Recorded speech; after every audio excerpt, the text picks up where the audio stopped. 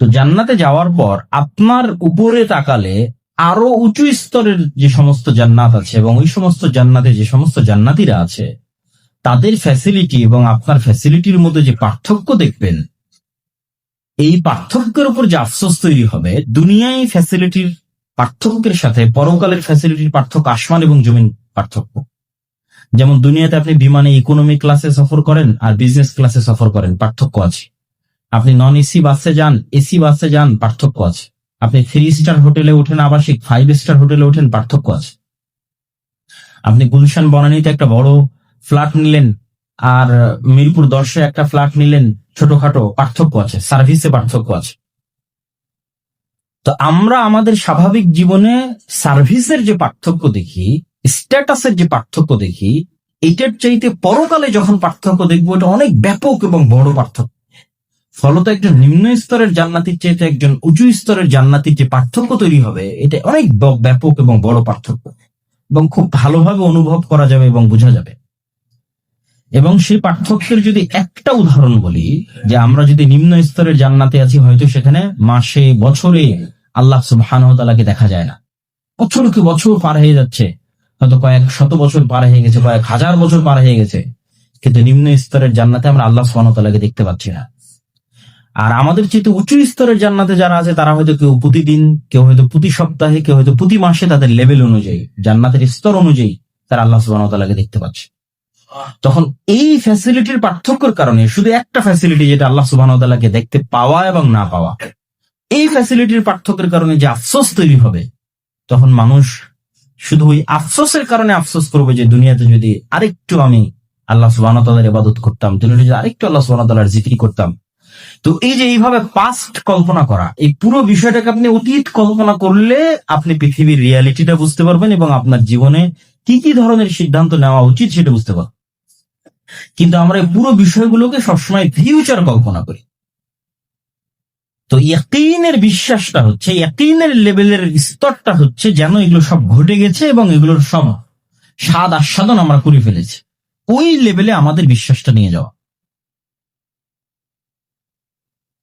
তো ইমানের অনেকগুলো স্তরের উপর আমরা আলোচনা করতে পারি, তার মধ্যে 2টা স্তরের উপর আলোচনা করা খুবই জরুরি। একটা হচ্ছে পরকালের স্তর এবং আর একটা হচ্ছে ফেরেশতা, ফেরেশতাদের প্রতি বিশ্বাস।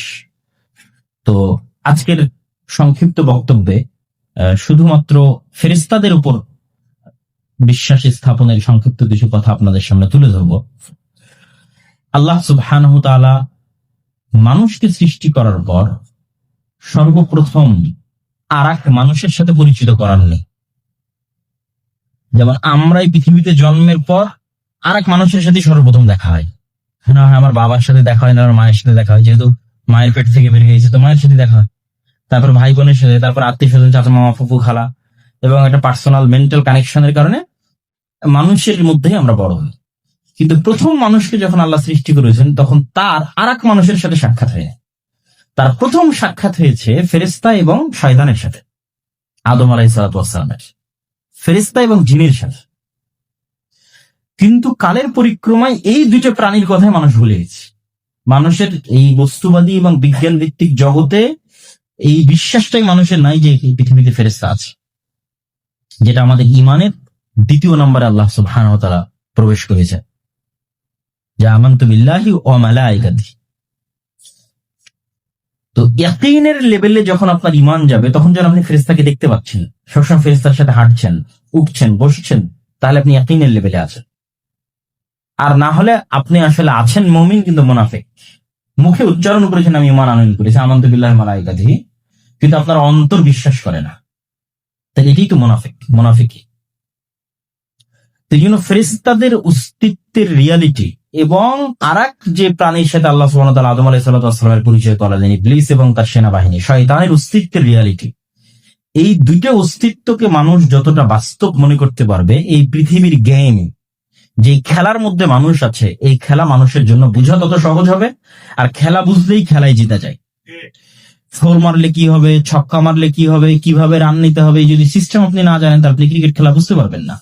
ঠিক ফুটবল খেলার মধ্যে যখন আছেন, কোন দিকে মারলে আউট হবে, কোন দিক দিলে গোল হবে, কখন হ্যান্ড হবে, কখন ফাউল হবে, যদি না বুঝেন তাহলে আপনি ফুটবল খেলতে পারবেন না। তো আপনি যে পৃথিবীর একটা খেলার মধ্যে আছেন, এটার সিস্টেমটা যখন বুঝে যাবেন, তখন আপনি একটু হলো ফাইট দিতে পারবেন ভালো খেলোয়াড় হওয়ার জন্য। আর যখন আপনি এটা সম্পর্কে অজ্ঞ, তখন তো আপনি খেলতেই পারবেন না। তাহলে যখন আমাদের আদি পিতাকে প্রথম পরিচয় করানো হয়েছে শয়তানের সাথে এবং ফেরেশতার সাথে, এবং একজনকে বন্ধু হিসেবে তুলে ধরা হয়েছে আর একজনকে শত্রু বানিয়ে দেওয়া হয়েছে, আল্লাহ সুবহানাহু ওয়া তাআলা এভাবেই নিজামটাকে, এই পৃথিবীর সিস্টেমটাকে আল্লাহ সুবহানাহু ওয়া তাআলা এভাবেই ডেভেলপ করেছে। আদম আলাইহিস সালাতু ওয়াস সালামের সামনে সিজদার জন্য আদেশ দেওয়া হলো, ফেরেশতারা আদেশ শুনলো, ইবলিস আদেশ শুনলো না, এবং ইবলিসের সাথে মানুষের শত্রুতা তখন থেকে শুরু হয়ে গেল, এবং ফেরেশতার সাথে মানুষের বন্ধুত্ব তখন থেকে শুরু হলো। এবং রাসূলুল্লাহ সাল্লাল্লাহু আলাইহি ওয়াসাল্লামও বলছেন যে প্রত্যেক আদম সন্তানের সাথে কারিনান, সব সময় দুইজন বন্ধু থাকে। কিন্তু এটা আমরা রিয়েল লাইফে এই বিশ্বাসটা আমরা রাখি না, ইয়াকিন নাই এই কথাটার উপর, যে আল্লাহ নবীর এই বাক্যের উপর ইয়াকিন নাই যে আমার সাথে সবসময় আমি একা না, বরং আমরা তিনজন, একজন আমি নিজে, আরেকজন আমার সাথে আমার ফেরেশতা বন্ধু, আর একজন আমার সাথে আমার শয়তান বন্ধু। এটা হাদিস, এটা সত্য। রাসূল সাল্লাল্লাহু আলাইহি ওয়াসাল্লামকে জিজ্ঞেস করা যে আপনার সাথেও? জি, আমার সাথেও।